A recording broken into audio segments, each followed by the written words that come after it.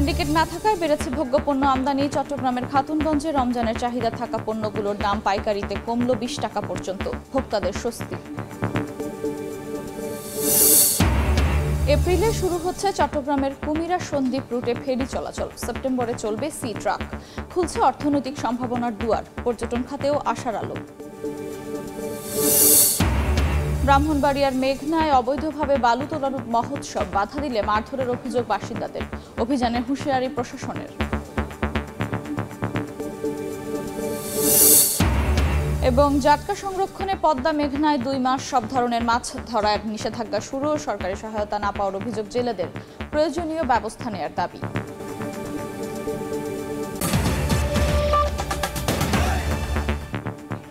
আমন্ত্রণ সময় সংবাদের নিয়মিত আয়োজন বিভাগীয় সময়ে থাকছি সপ্তাহের 7 দিন ভিন্ন ভিন্ন বিভাগের সংবাদ নিয়ে।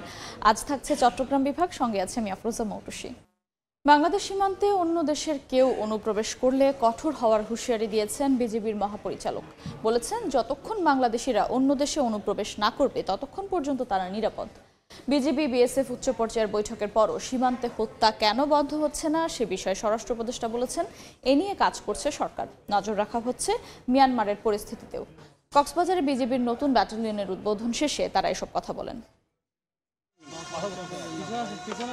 পতাকা উত্তোলনের মাধ্যমে একযোগে ঢাকা, গাজীপুর ও কক্সবাজারে উদ্বোধন করা হলো বিজিবির একাধিক ব্যাটালিয়ন ও ইউনিটের। কক্সবাজারে উদ্বোধনী অনুষ্ঠানে যোগ দেন স্বরাষ্ট্র উপদেষ্টা, বিজিবি মহাপরিচালক সহ ঊর্ধ্বতন কর্মকর্তারা।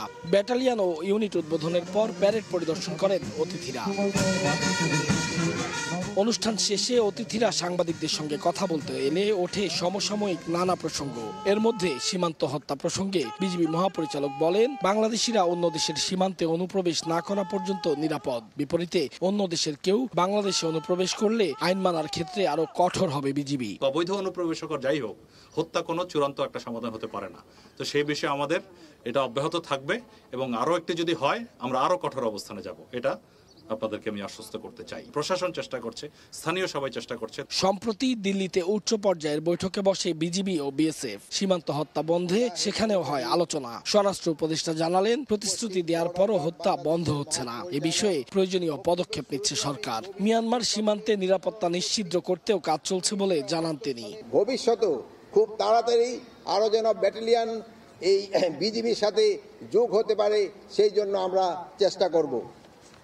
পরিশেষে আপনাদের প্রতি আহ্বান জানাই, সীমান্ত রক্ষা, চোরাচালান প্রতিরোধ, নারী শিশু পাচার রোধ সহ যে কোনো ধরনের সীমান্ত অপরাধ দমন, জনসাধারণের জীবন ও সম্পদ রক্ষা সহ সরকার কর্তৃক অর্পিত যে কোনো দায়িত্ব নিষ্ঠার সাথে পালন করে আপনারা বিজিবির সুনাম ও মর্যাদা আরও বৃদ্ধি করবেন।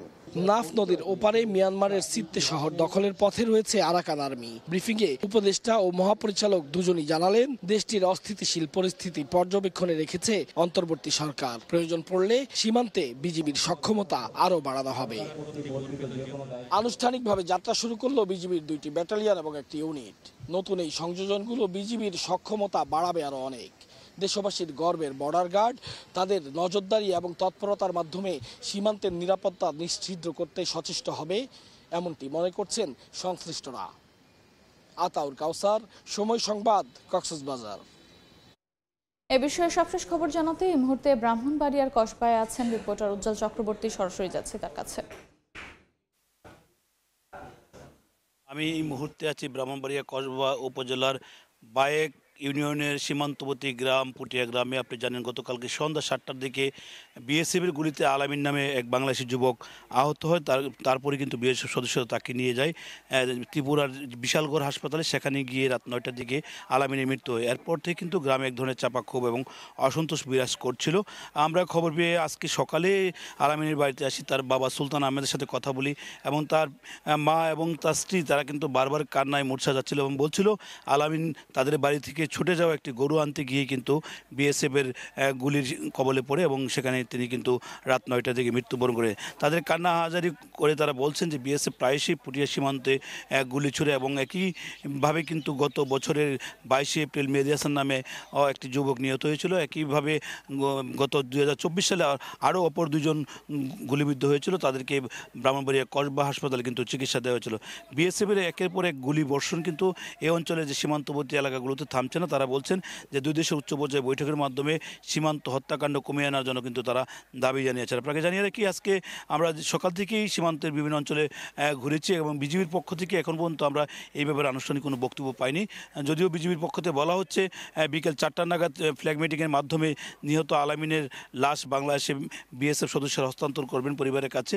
সেটি কিন্তু আনুষ্ঠানিক প্রক্রিয়া শুরু হয়েছে বলে আমরা জানতে পেরেছি। অল্প সময়ের মধ্যে হয়তো লাশ বাংলাদেশে হস্তান্তর করা হবে। আপনাকে জানিয়ে রাখি, ব্রাহ্মণবাড়িয়া কিন্তু মোট 73 কিলোমিটার সীমান্ত এলাকা, 3টি উপজেলা, বিশেষ করে কসবা, আখাউড়া এবং বিজয়নগর। এই বিশাল সীমান্তে কিন্তু বিজিবি প্রহরা দিচ্ছে। তারপরে কিন্তু এখানে যে সীমান্তে চোরাচালান সেটি কিন্তু বন্ধ হচ্ছে না। ঈদকে সামনে রেখে আপনি জানেন এই অঞ্চলে চিনি জিরা সব বিভিন্ন মশলা এবং যে সুগন্ধি চাল আছে সেগুলো কিন্তু ভারত থেকে বাংলাদেশে আসছে অহরহ।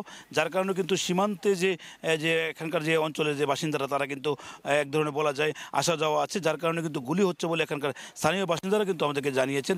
তো এখানে বিজিবি তৎপরতা তারা আরও বাড়ানোর দাবি জানিয়েছেন। তারা বলছে বিজিবি যদি কঠোরভাবে সীমান্ত অঞ্চলে তৎপর হয় তবে বাংলাদেশের যারা আছে তারা সীমান্ত অঞ্চল হয়তো পরিহার করবেন এবং এই ধরনের হত্যাকাণ্ড অনেকটাই কমে আসবে বলে তারা আমাদেরকে নিশ্চিত করেছেন। পাশাপাশি বিএসএফের সাথে উচ্চ পর্যায়ে বৈঠকের মাধ্যমে সীমান্তের যে চলমান হত্যাকাণ্ড সেগুলো যাতে কমিয়ে আনা যায় সেগুলো বিষয় নিয়েও কিন্তু তারা কথা বলেছেন। একের পর এক গুলির ঘটনায় গ্রামবাসী কিন্তু উদ্বেগ উৎকণ্ঠা প্রকাশ করছে এবং এই ধরনের অনাকাঙ্ক্ষিত হত্যাকাণ্ড যেন বন্ধ হয়ে আসে সেই ব্যাপারে কিন্তু তারা দাবি জানিয়েছেন। পাশাপাশি এই অঞ্চলে যে অতীতে যে ঘটনাগুলো হয়েছিল সেগুলোর কিন্তু তারা বলছে যদি আগের ঘটনাগুলো যদি যথাযথ তদন্ত করে দুই দেশ উচ্চ পর্যায়ে যথাযথ বৈঠক হতো তাহলে এই ধরনের ঘটনা আর ঘটতো না। তো এই ছিল আমার কাছে ব্রাহ্মণবাড়িয়ার কসবার পুটিয়া সীমান্ত থেকে আমার কাছে থাকা আলামিন নিহত হওয়ার ঘটনা সর্বশেষ। সরাসরি যুক্ত ছিলাম ব্রাহ্মণবাড়িয়ার কসবায়। গত কয়েক মাসের তুলনায় কম দামে নিত্যপণ্য বিক্রি হচ্ছে চট্টগ্রামের খাতুনগঞ্জ পাইকারি বাজারে। ব্যবসায়ীরা বলছেন সিন্ডিকেট না থাকা ও বাজার প্রতিযোগিতামূলক হওয়ায় পর্যাপ্ত পণ্য আমদানি হয়েছে। ফলে রমজানের আগে চাহিদা বাড়লেও পাইকারি পর্যায়ে বিভিন্ন পণ্যের দাম কমেছে কেজি প্রতি 5 থেকে 20 টাকা পর্যন্ত। জমজমাট দেশের সবচেয়ে বড় ভোগ্যপণ্যের পাইকারি বাজার খাতুনগঞ্জ।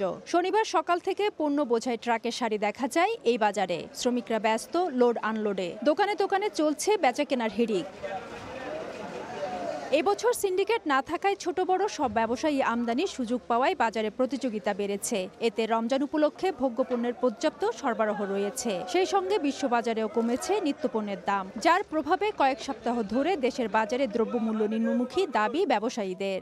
চাহিদার থেকে দ্বিগুণ মাল আমদানি হওয়াতে প্রতিযোগিতামূলক বাজার হয়েছে, যার কারণে বাজারে পর্যাপ্ত পণ্য আছে, সরবরাহ ভালো আছে।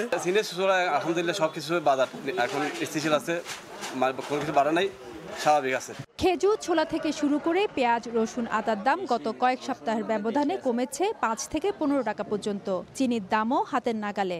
ইন্ডিয়া পেঁয়াজ বিক্রি করছে আমরা 60-62 টাকা, আর দেশি পেঁয়াজ বিক্রি করছে 35 থেকে 42-43 টাকা পর্যন্ত। সর্বনিম্ন 88 টাকা থেকে সর্বোচ্চ 102 টাকার মধ্যে পকার বেদা ছোলা কি পাওয়া যাচ্ছে।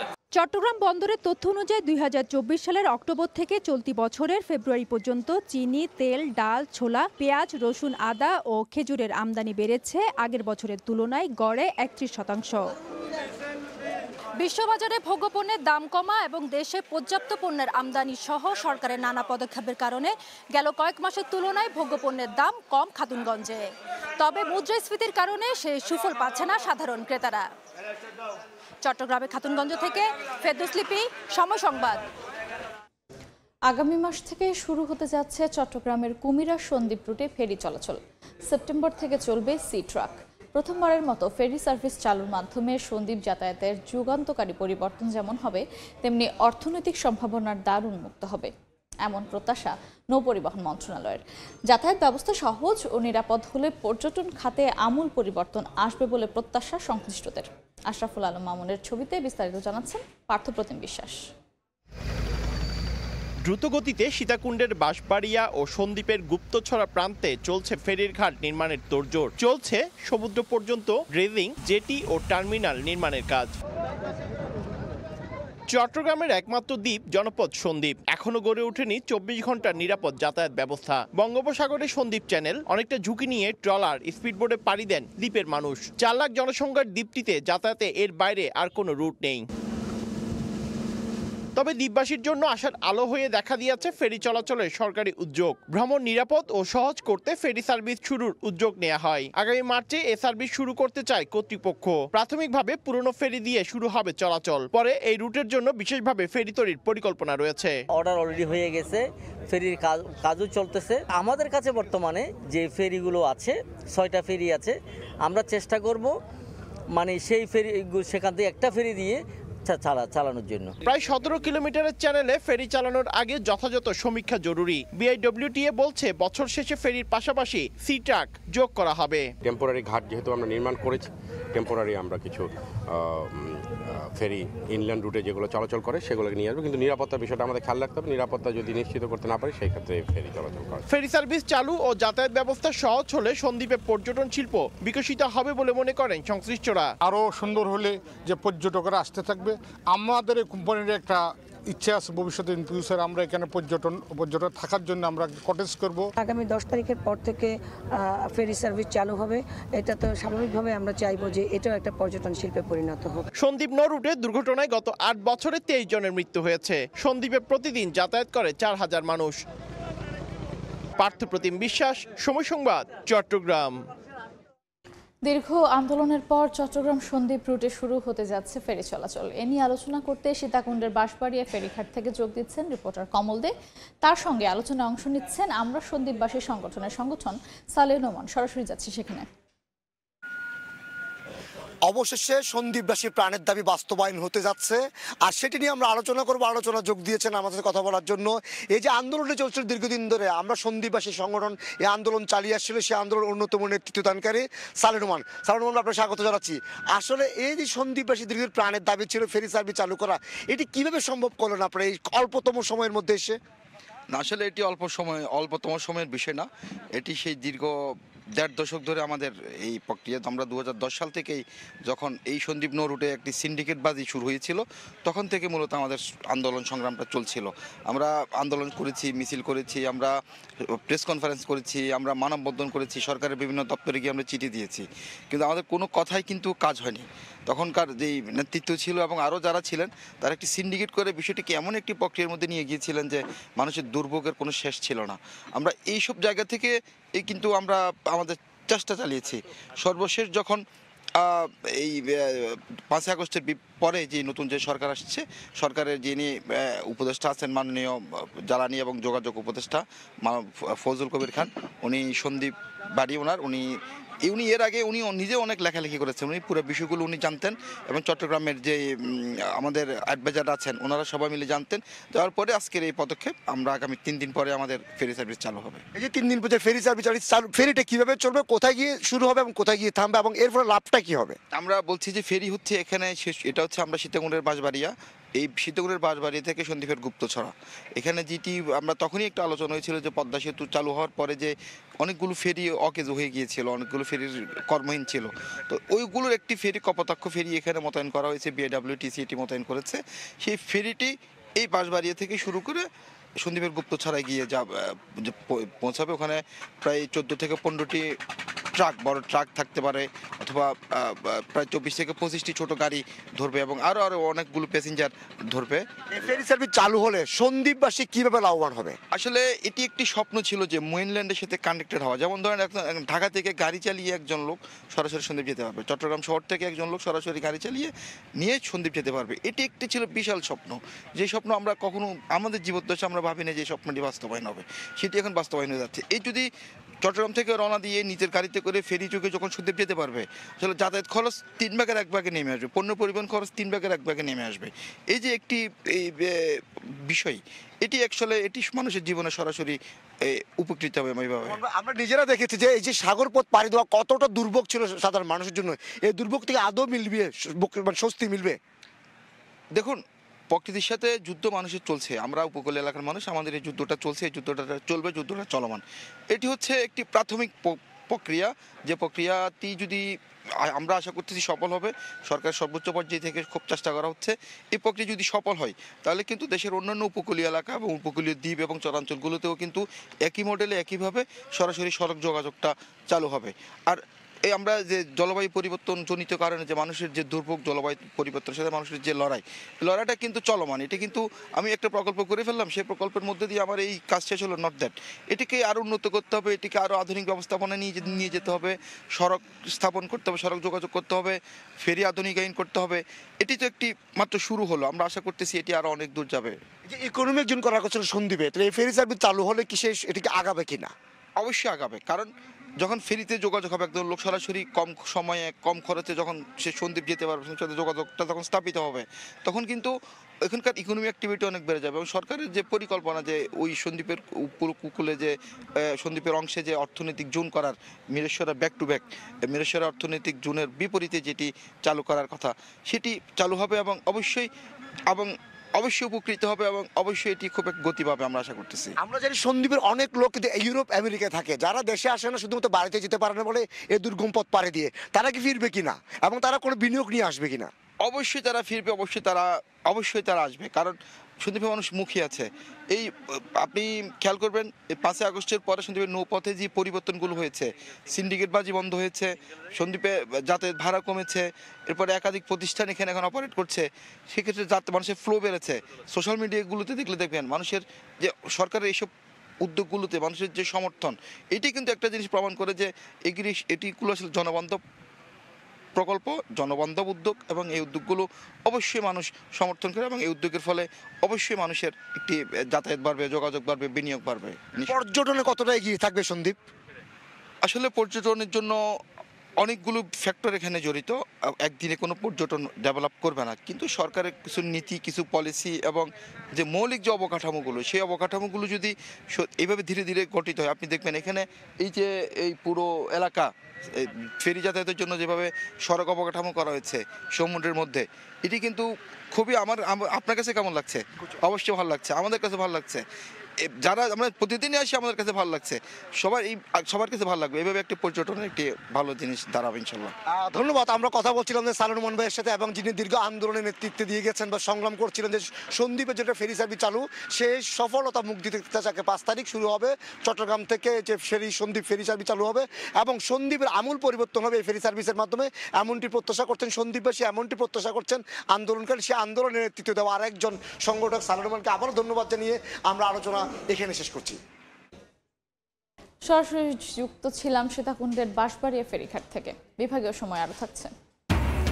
রাঙামাটি শহরের প্রবেশমুখে আবর্জনার স্তূপ, দূষিত হচ্ছে নদী ও কাপ্তাই হ্রদের পানি। আধুনিক বর্জ্য ব্যবস্থাপনার দাবি পরিবেশ কর্মীদের, ব্যবস্থা নেওয়ার আশ্বাস। ব্রাহ্মণবাড়িয়ার নবীনগর ও বাঞ্ছারামপুর উপজেলা সংলগ্ন মেঘনা নদী থেকে অবৈধভাবে তোলা হচ্ছে বালু। ইজারা ছাড়াই একদিনে ড্রেজার দিয়ে কোটি টাকার বালু তুলছে একটি চক্র। এতে ভাঙছে নদী তীর। কেউ বাধা দিলে মারধর ও গুলি করার অভিযোগ স্থানীয়দের। তবে শিগগিরই বড় অভিযানের আশ্বাস জেলা প্রশাসকের। হৃদয় পালের ছবিতে উজ্জ্বল চক্রবর্তী রিপোর্ট। ড্রেজার দিয়ে নদী থেকে তোলা হচ্ছে বালু, পরে বালঘাটের মাধ্যমে তা সরবরাহ করা হচ্ছে অন্যত্র। ব্রাহ্মণবাড়িয়ার নবীনগর বাঞ্ছারামপুর উপজেলা এবং নরসিংদী রায়পুরা সংলগ্ন মেঘনা নদীতে অবৈধভাবে প্রায় 20টি ড্রেজার দিয়ে প্রতিনিয়ত বালু তুলছে একটি চক্র। এলাকাবাসীর অভিযোগ, বালু তোলার কারণে ভাঙছে নদীর তীর। অনেকেই হারিয়েছেন ফসলের জমি। কেউ বাধা দিলে মারধর ও গুলি করে বলেও অভিযোগ বাসিন্দাদের।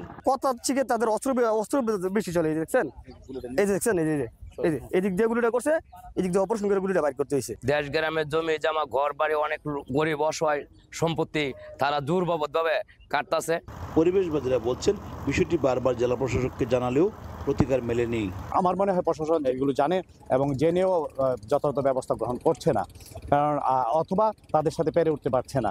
তবে শীঘ্রই বড় অভিযানের আশ্বাস জেলা প্রশাসকের। সেনাবাহিনীর সাথে আমরা কথা চলছে, খুব তাড়াতাড়ি আমরা একটা বড় রকম অপারেশনে যাব। স্থানীয় প্রশাসনের তথ্য মতে মেঘনা নদীর ব্রাহ্মণবাড়িয়া নরসিংদীর অংশে 5টি বালু মহল থেকে দিনে অন্তত 10 কোটি টাকার বালু উত্তোলন করা হচ্ছে। অব্যাহতভাবে মেঘনা থেকে অবৈধভাবে বালু উত্তোলনের কারণে ভাঙছে জনবসতি। বর্ষাকালে আরো ভয়ঙ্কর রূপ ধারণ করবে বলে আশঙ্কা করছেন স্থানীয়রা। উজ্জ্বল চক্রবর্তী, সময় সংবাদ, ব্রাহ্মণবাড়িয়া। শুরু হলো 6টি অভয়াশ্রমে মাছ শিকারে 2 মাসের নিষেধাজ্ঞা। অথচ দিন এনে দিন খাওয়া জেলেদের ঘরে পৌঁছায়নি 1 ছটাক সরকারি সহায়তার চাল। জেলেরা বলছেন, প্রতি বছরই সময় মতো সহায়তা না মেলায় জীবন ধারণই কঠিন হয়ে পড়ে। এই অবস্থায় প্রয়োজনীয় ব্যবস্থা নেওয়ার দাবি তাদের।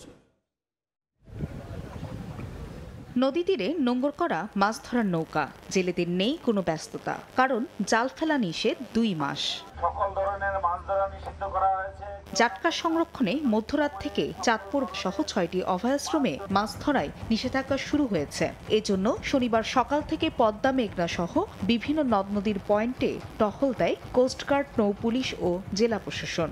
এ সময় কোনো জেলেকে নদীতে জাল ফেলতে দেখা যায়নি।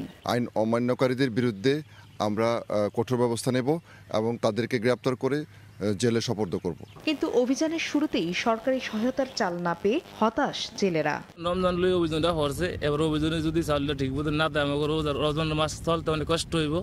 ছেলেমেয়ের পড়ালেখা আছে, আমাকে যদি সরকার কিছু টাকা দিত তাহলে আমাকে খুব একটা ভালো হইতো। মৎস্য বিভাগ বলছে নিবন্ধিত জেলেদের মাঝে শীঘ্রই 40 কেজি ভিজিএফ এর চাল বিতরণ করা হবে। ইউনিয়ন পরিষদের চাল ইতিমধ্যে পৌঁছে গেছে, আশা করি আজকে থেকেই বিতরণ শুরু হবে। 1 মার্চ শুরু হওয়া মাছ ধরায় নিষেধাজ্ঞা চলবে 30 এপ্রিল পর্যন্ত। ফাহরিয়া ফারজানা, সময় সংবাদ। রাঙামাটি শহরের প্রবেশ মুখে উন্মুক্ত স্থানে ফেলা হচ্ছে আবর্জনা। এতে দূষিত হচ্ছে পরিবেশ, নদী ও কাপ্তাই হ্রদের পানি। দ্রুত আধুনিক বর্জ্য ব্যবস্থাপনা চালুর দাবি পরিবেশ কর্মীদের। সমস্যা সমাধানে ব্যবস্থা নেওয়ার আশ্বাস পৌর প্রশাসকের। হেফাজত সবুজের পাঠানো তথ্য ও রাজীব দাস মুন্নার ছবির রিপোর্ট। সড়কের পাশেই ফেলা হচ্ছে আবর্জনা, ছড়িয়ে পড়ছে আশপাশে। পাহাড়ি ঢাল দিয়ে এসব বর্জ্য মিশছে ঝিরি ও নদীর পানিতে। রাঙামাটি শহরের প্রবেশ মুখে পৌরসভার সব বর্জ্য ফেলছে পৌর কর্তৃপক্ষ। এলাকাবাসী জানান, সাধারণ বর্জ্যের পাশাপাশি ফেলা হচ্ছে মেডিকেল বর্জ্যও। এসব আবর্জনার কারণে দূষিত হচ্ছে পরিবেশ, নদী ও কাপ্তাই হ্রদের পানি। দ্রুত আধুনিক বর্জ্য ব্যবস্থাপনা চালুর দাবি পরিবেশ কর্মীদের। এই আবর্জনাগুলো আমাদের এখানে ফেলাতে আমাদের এই এলাকাবাসী অত্যন্ত অসহায় জীবন যাপন করছে। ময়লাগুলি আমাদের বাইজে একেবারে গা হাত চলে যায়। পুরাতন সিরিজ এখানে ফুটে আজকে আমার অনেক টাকা গেছে। এই ময়লাগুলা বর্ষার পানিতে ভাসে আসে রাঙামাটি শহরের এই আমাদের লেকটাকে, কাপ্তাই লেকটাকে মারাত্মকভাবে দূষিত করে। একটা উন্মুক্ত স্থানে, একটা সভ্য সমাজে এভাবে ময়লা ফেলার নজির পৃথিবীর কোথাও আছে বলে আমার মনে হয় না। সমস্যা সমাধানে ব্যবস্থা নেওয়ার আশ্বাস পৌর প্রশাসকের। এখানে একটা সমস্যা আছে ময়লা আবর্জনার। আমরা চেষ্টা করছি বিকল্প জায়গা দেখতে, যেখান থেকে ময়লা আবর্জনার গন্ধ পর্যটকদের কাছে যাবে না এবং শহরটাও সুন্দর হবে। কর্তৃপক্ষের তথ্য মতে রাঙামাটি পৌরসভা থেকে দৈনিক 45 মেট্রিক টন বর্জ্য অপসারণ করা হয়। সময় সংবাদ, রাঙামাটি। আজ থেকে শুরু হলো চট্টগ্রাম বিশ্ববিদ্যালয়ের 2024-25 শিক্ষাবর্ষের ভর্তি পরীক্ষা। বিজ্ঞান অনুষদভুক্ত এই ইউনিটের ভর্তি পরীক্ষার মধ্য দিয়ে শুরু হয় এবারের ভর্তিযুদ্ধ। এবারও চট্টগ্রাম, ঢাকা ও রাজশাহী বিশ্ববিদ্যালয়ের ক্যাম্পাসে একযোগে চবির ভর্তি পরীক্ষা অনুষ্ঠিত হয়। পরীক্ষার্থী ও অভিভাবকদের জন্য প্রয়োজনীয় শৃঙ্খলা ও নিরাপত্তা ব্যবস্থা নিশ্চিত করেছে প্রশাসন। বিশ্ববিদ্যালয়ে প্রথমবারের মতো অভিভাবকদের জন্য বসার ব্যবস্থা রাখা হয়। পাশাপাশি বিভিন্ন সংগঠন থেকে তথ্য সহায়তা বুথ স্থাপন করা হয়েছে। এই ইউনিটের পরীক্ষায় চট্টগ্রাম বিশ্ববিদ্যালয় কেন্দ্রে অংশ নিয়েছেন 23,097 জন শিক্ষার্থী। প্রতি আসনের জন্য লড়াই করছেন 89 জন শিক্ষার্থী।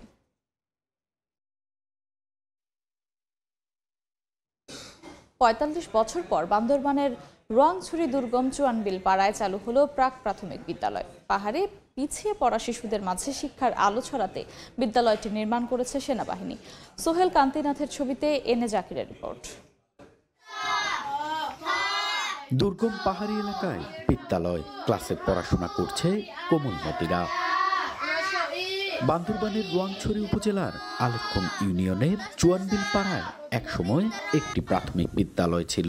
1980 সালে পাহাড়ের আঞ্চলিক দলগুলোর অন্তর্কোন্দলের কারণে পাড়ার বাসিন্দারা অন্যত্র চলে গেলে সরিয়ে নেওয়া হয় বিদ্যালয়টি।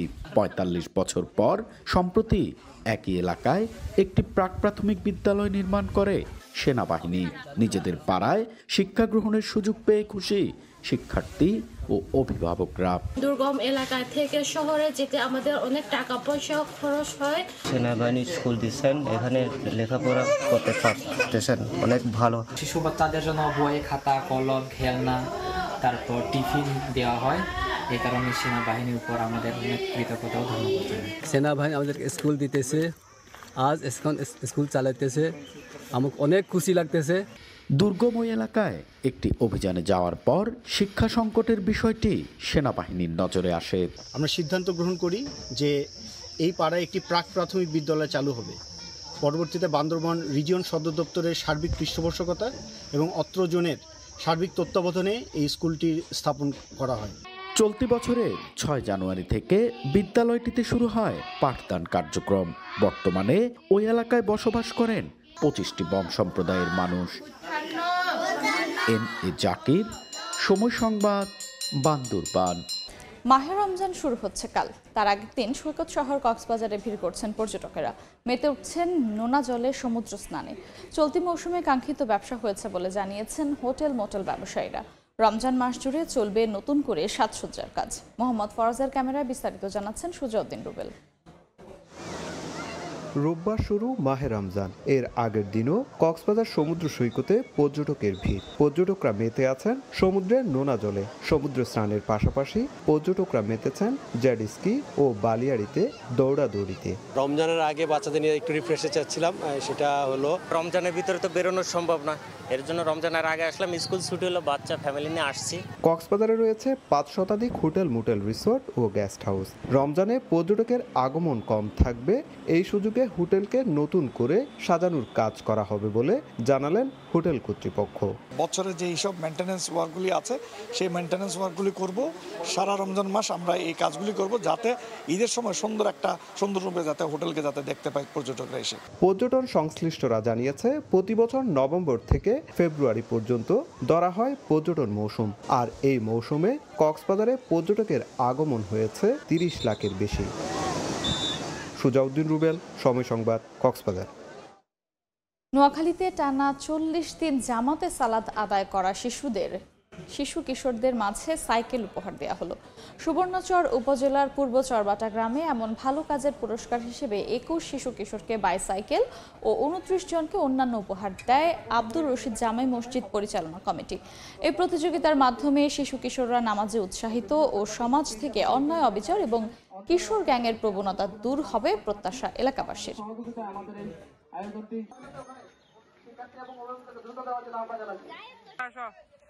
এবার জেনে নেব চট্টগ্রাম বিভাগের গত সপ্তাহের আলোচিত ঘটনা।